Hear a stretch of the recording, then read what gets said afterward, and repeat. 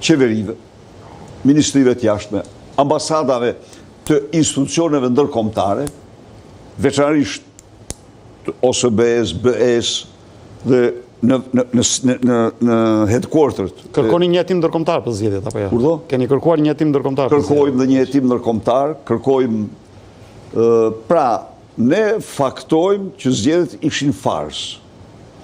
Dhe jemi të bindur se kemi dokumentat pafundme. Ju e pat shnolli vetëm me diasporën, s'u ndalem ne këtu. Jo, zoti Berisha, do të ndalemi dhe te diaspora në fakt se ky nuk është një komponent që mund t'ike dhe prandaj duhet ju pyes. Ju ma konfirmuat sonte, por jo vetëm, e keni thënë dhe para zgjedhjeve në këtë studio, që jeni të ndërgjegjshëm dhe e dini mirë potencialin e jashtëzakonshëm dhe patronazhimin agresiv që bën Partia Socialiste. Çfarë ju bindi dhe çfarë ju bëi të besoni dhe shpresoni që patronazhimi i Partisë Socialiste nuk do të kishte shtrirje edhe në diasporën shqiptare? Aq më tepër që ju e dat konsensusit, po kishit garanci të munguara për sigurinë dhe certifikimin e votës që vjen sa. U shkelen ato garanci që u premtuan. Ligjore. Si kishit besimin dhe garancitë e premtuara? Kontrata për çdo palë që i thot ligj është ligj kontrata. Në kontratë ne përcaktuam një post me reputacion, një post botërore, një post të shpejt, një post me kusht le vetëm që të mos ketë nën kontraktor. Ky është kushti i kontratës.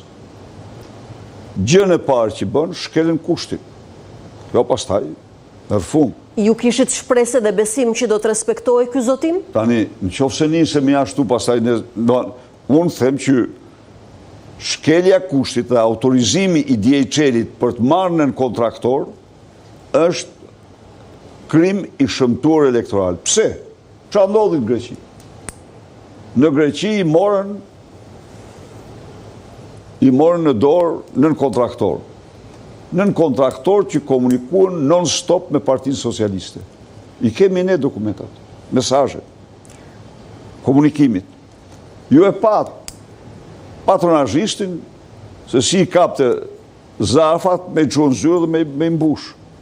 Ne kemi të dhana ose burime që na thonë. Një person mund të ketë plotësuar 30.000 vota në Greqi. 30.000 vota në Greqi. Keni prova për këtë?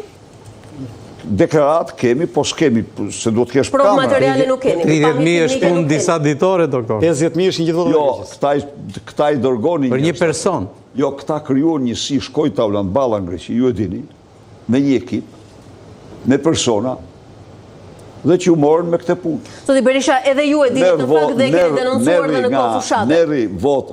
A e dini që 40.000 vota mungojnë? Mungojnë 40.000 vota. Zoti Berisha, sot që pretendoni që i keni këto prova për shkelje nga diaspora, a keni pendes që e datë konsensusin për votën e diasporës, po ju rikujtoj edhe një shifër që besoj është tregues për diasporën shqiptare. Aty ku është e koncentruar diaspora konsiderueshëm, po flas për Greqinë dhe Italinë, 60% e asaj diaspore kanë votuar Partinë Socialiste. Çka nënkupton se është e barazvlefshme nga 3 vota, 2 i shkonin PS-s. Jo, në fakt është shumë më tepër. Në fakt është 90% disa qarqe. Ka dhe qarqe të cilat kanë 90%. 90%. Unë po flas për votën e diasporës së Greqisë dhe asaj të Italisë. Unë mund të kisha sjell këtu plot. Çfarë tregojnë ato kuti? 63% është vota totale. Tregojnë 5 kuti njëra pas tjetrës, ku Partia Demokratike merr vetëm 21 vota. Po 21, jo 22. Kuti të tjera, ku një seri kutish ku Partia Demokratike merr 23 vota. Vetëm 23. Pra, me numra fix. Dhe diferenca 90% me Partinë Socialiste.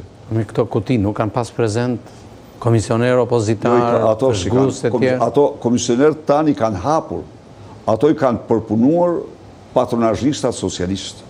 Si që pa. I kanë hapur, thot Zoti Berisha, për të tjerë i kanë mbushur. Shkadasht me to ata. Zoti Berisha, mungesa e sigurisë dhe certifikimet që ju nuk i patën, ju bëtën ndjeni pendes sot për konsensusin e votës diasporës? A duhet ta kishit menduar më gjatë dhe më mirë? Alba, që Partia Demokratike t'ishte kundër votës diasporës... Do të kishte kosto? Jo, do ishte një gjë shumë e rëndë. sepse grije kundër të drejtës kushtetuese të 1,5